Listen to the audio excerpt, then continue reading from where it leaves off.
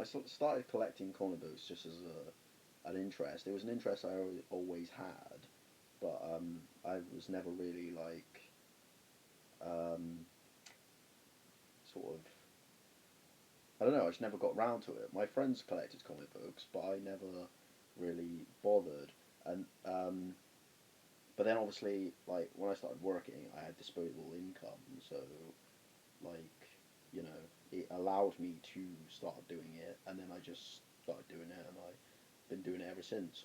My initial love for comic books came from just pop culture, really. Like you can't really escape comic books' influence on pop culture. It's very apparent with superheroes being everywhere nowadays, and um, just even like weird out there stuff, like Andy Warhol, like uh, pop art and things, like comic books and like the format of comic books is everywhere.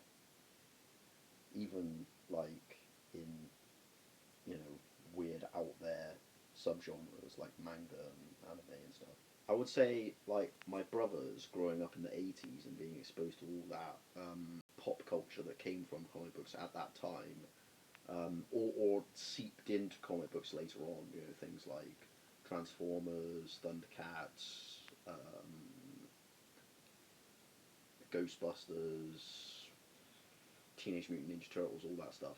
It seeped into me as well because I had a lot of exposure to them when I was younger.